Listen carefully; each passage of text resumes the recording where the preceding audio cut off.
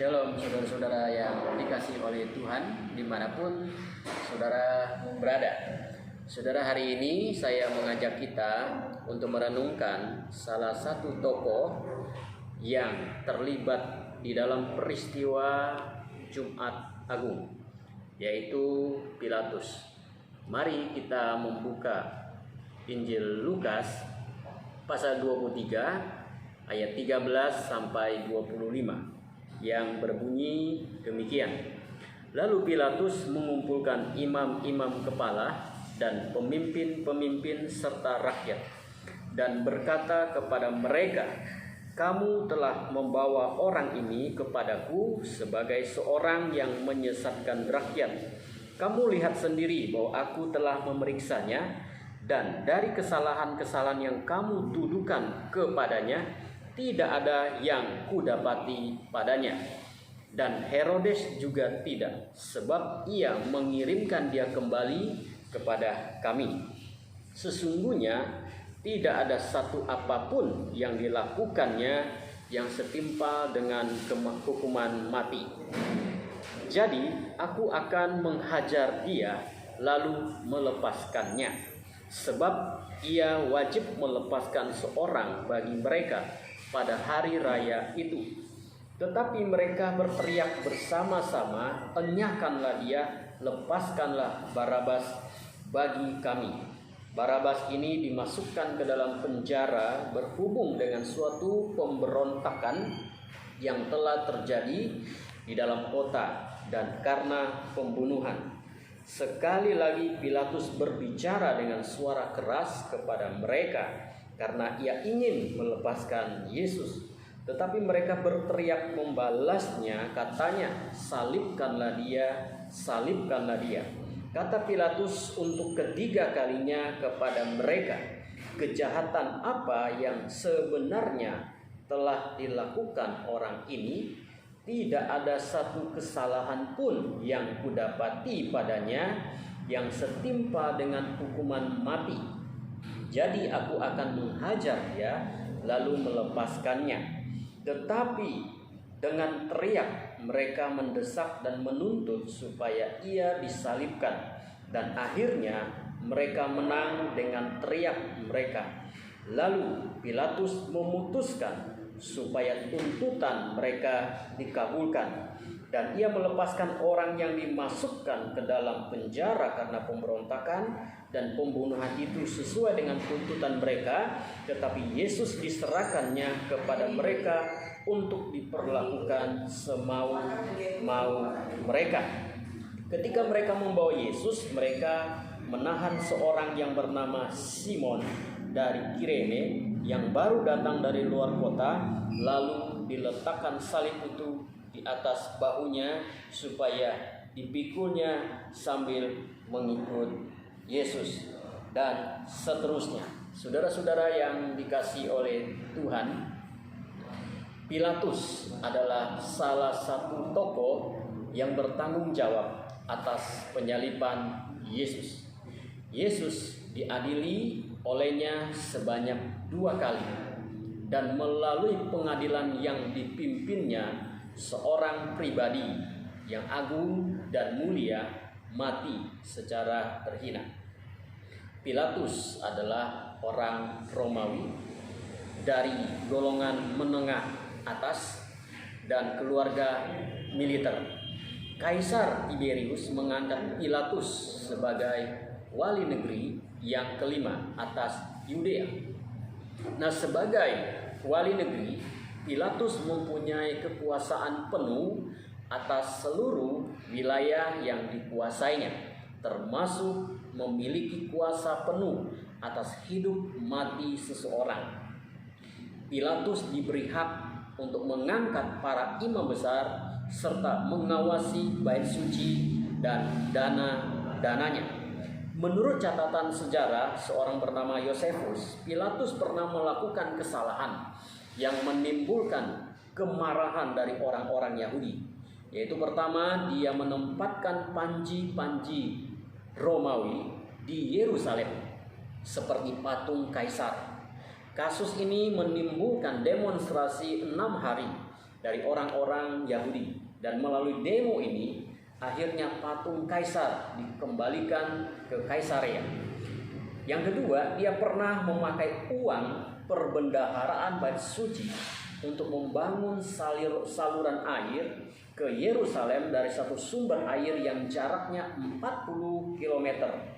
Puluhan ribu orang Yahudi turun dan mengadakan demonstrasi untuk mengantisipasi orang-orang Yahudi yang demonstrasi.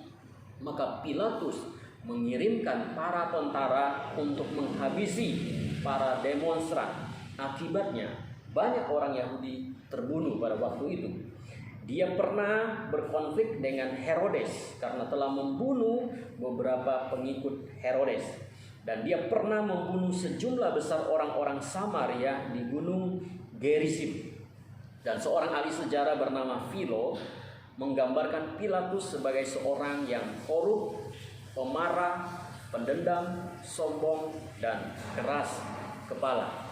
Nah, ini adalah catatan hitam dalam sejarah hidup Pilatus. Maka tidak heran kalau dia berani menyerahkan Yesus untuk disalibkan. Di dalam pengadilan dia beberapa kali bertanya kepada Yesus. Di dalam Matius pasal 27 ayat 14, Markus pasal 15 ayat 5. Tetapi Yesus tidak menjawab pertanyaannya. Ketika dia bertanya, apakah kebenaran itu? Yesus hanya berdiam diri. Saya pikir disinilah daya tarik daripada kasus ini. Yesus tidak menjawab pertanyaannya, dan tampaknya Pilatus pun tidak menghendaki adanya jawaban atas pertanyaan. Setelah bertanya, dalam Yohanes 18 ayat 38b mengatakan bahwa Pilatus segera keluar dan mendapatkan orang-orang Yahudi. Singkat cerita, Yesus disalibkan dan mati secara terhina di atas kayu salib. Dan pertanyaannya adalah, mengapa Pilatus menyalibkan Yesus? Mengapa Pilatus menyerahkan Yesus untuk disalibkan? Bukankah di dalam teks yang tadi saya baca di bagian pendahuluan, Pilatus beberapa kali berkata bahwa apa yang Yesus lakukan tidak ada yang setimpa dengan hukuman mati. Tapi mengapa mereka, Pilatus khususnya, menyerahkan Yesus untuk disalibkan? Ada beberapa alasan. Pertama, karena Pilatus tidak serius dengan kebenaran. Yesus tidak mau menjawab pertanyaannya karena Yesus sudah tahu kedalaman hati Pilatus, di mana dia tidak serius terhadap kebenaran yang sedang dipaparkan oleh Yesus. Yesus tidak mau membuang-buang waktu terhadap orang yang sudah tahu kebenaran, tapi berlaku seolah-olah tidak tahu. Dari mana buktinya bahwa Pilatus ada orang yang sudah tahu kebenaran, tapi tidak mau hidup dan takluk kepada kebenaran? Dari catatan Injil, kita mendapati bahwa Pilatus sendiri yang bersaksi bahwa dia tidak menemukan kesalahan pada diri Yesus. Dalam ayat 4, ayat 14, ayat 22. Bahkan Herodes pun tidak menemukan kesalahan Yesus dalam Lukas 23 ayat 15. Selain itu, Pilatus juga tahu bahwa Yesus dituntut hukum mati karena imam-imam kepala dengki kepada Yesus. Markus 15 ayat 10. Bahkan istrinya pun sudah memperingatkan dirinya untuk tidak ikut campur dalam masalah yang sedang dihadapi oleh Yesus. Matius pasal 27 ayat 19. Tetapi karena dia tidak mencintai kebenaran, maka kebenaran itu yang sudah dia dengar, yang sudah dia tahu, dia abaikan. Sekalipun dia sudah diperingatkan berkali-kali. Ya, saudara-saudara dikasih oleh Tuhan, kalau orang sudah memperingatkan kita mengenai kesalahan kita, maka kita harus cepat-cepat kembali ke jalan yang benar. Bersyukurlah kalau ada orang yang benar berani menegur kita. Berarti Tuhan masih sayang kepada kita. Kalau firman Tuhan bicara keras kepada kita, maka kita harus segera berubah dan segera bertobat. Jangan keraskan hati dan menolak suara Tuhan. Amsal 13 ayat 13 berkata apa? Orang yang mengabaikan kebenaran Tuhan akan celaka. Bersyukurlah kalau firman Tuhan menegur kita, berarti Tuhan itu masih sayang kepada kita dan masih mau kita berubah. Itu yang pertama. Yang kedua, mengapa Pilatus menyerahkan Yesus untuk disalibkan? Karena Pilatus takut kedudukannya hilang. Yohanes pasal 19 ayat 12. Pilatus berusaha untuk membebaskan Yesus. Namun, desakan orang-orang Yahudi padanya lebih kuat. Ketika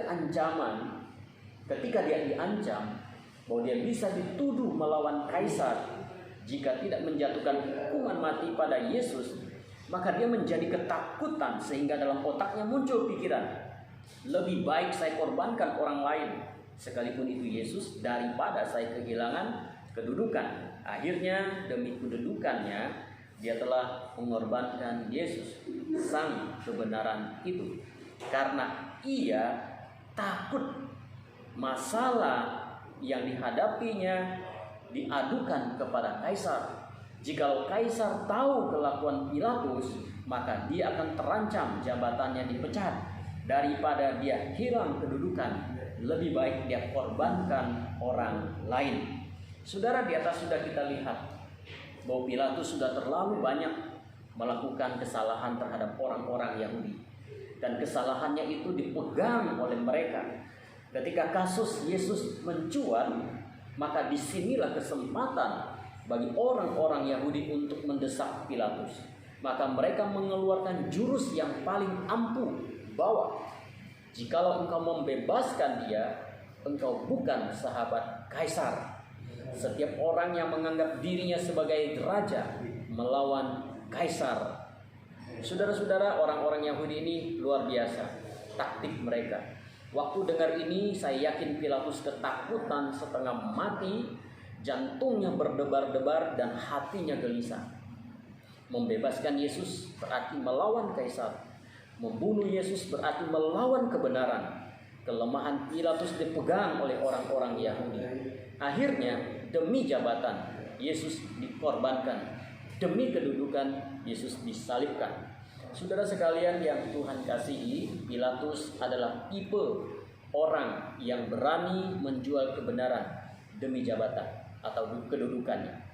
Mungkin hari ini kita tidak berlaku seperti Pilatus, tetapi ada bagian dalam hidup kita yang menyerupai sifat-sifat Pilatus. Kita tidak berani mengoreksi kesalahan orang lain. Kita berpikir daripada ribut, lebih baik damai saja. Tetapi damai tanpa solusi. Dari luar kelihatan damai, tapi dalam hati tetap dongkol. Hal ini jugalah yang dilakukan oleh Pilatus. Ketika dilihat bahwa sudah mulai timbul kekacauan, karena orang-orang Yahudi merasa tidak puas dengannya, maka mau tidak mau dia menyerahkan Yesus. Dia pikir dengan menyerahkan Yesus semua masalah selesai, dan orang-orang Yahudi akan menganggap dirinya sebagai pahlawan. Tetapi dia tidak tahu bahwa dirinya sedang didesak dan dimanfaatkan oleh orang-orang Yahudi. Hal ini terbukti dalam sejarah bahwa setelah kematian Yesus, maka terjadi lagi peristiwa pembantaian orang-orang Samaria. Peristiwa inilah yang mengakhiri karir Pilatus. Setelah peristiwa pembantaian itu, orang-orang Yahudi melaporkan Pilatus kepada kaisar. Kaisar menarik Pilatus pulang ke Roma, dan sejak hari itu nama Pilatus hilang dari catatan sejarah. Sejarah menutup karir Pilatus sebagai orang yang mengorbankan sang kebenaran. Dia sudah tahu kebenaran, tapi dia hidup untuk kebenaran. Yang ketiga, karena Pilatus ingin memuaskan hati orang banyak.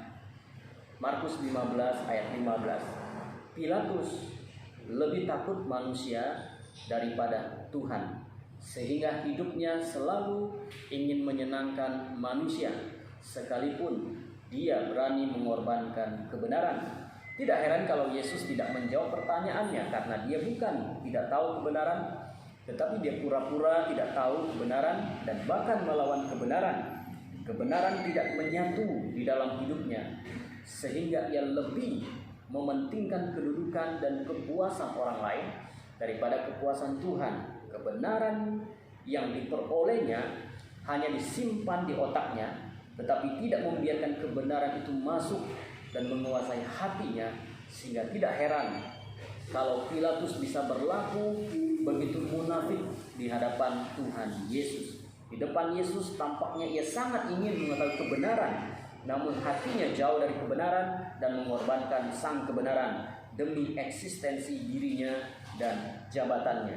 Akhirnya dia memutuskan Yesus diserahkan, lalu dia cuci tangan, tanda dia tidak berdosa terhadap kesalahan keputusan yang diperbuatnya. Di dalam Matius pasal 27 ayat 24. Pilatus begitu gampang menyelesaikan persoalan, padahal itu menentukan hidup mati seseorang. Dia lepas tangan karena dia lebih suka memuaskan hati manusia daripada hati Tuhan. Kalau dia orang yang cinta kebenaran, maka dia pasti berjuang demi kebenaran itu. Pilatus tahu Yesus tidak bersalah dan adalah haknya untuk melepaskannya, tapi dia juga tahu posisinya terancam jika melepaskan Yesus. Saudara, semoga kita tidak seperti Pilatus dalam hidup ini. Hidup seperti Pilatus sungguhlah tidak bahagia. Tahu kebenaran, tapi tidak berani hidup untuk kebenaran. Orang yang demikian, hatinya pasti tidak tenang di dalam hidupnya. Maka kita perlu berhati-hati terhadap virus Pilatus ini. Pilatus sudah bertemu dengan kebenaran, tetapi sayang kebenaran itu dia lepaskan. Dan saudara, kita semua sudah tahu kebenaran, dan marilah kita hidup untuk kebenaran dan berbuat yang benar. Tuhan Yesus memberkati saudara sekalian. Mari kita berdoa. Bapa di dalam surga, kami bersyukur kepada Tuhan. Hari ini kami belajar satu tokoh yang terlibat di dalam peristiwa kematian Yesus. Tuhan, kami berdoa supaya Tuhan menolong kami agar kami menjauhi diri dari kelakuan seperti Pilatus. Kami sudah tahu kebenaran, biarlah kami hidup di dalam kebenaran, berbuat kebenaran, berbuat yang benar. Tuhan, biarlah kami tidak seperti Pilatus yang tahu kebenaran tapi kami mengorbankan kebenaran. Terima kasih Tuhan. Berkati saudara-saudara kami, berkati mereka semua. Dalam nama Yesus kami berdoa. Amin.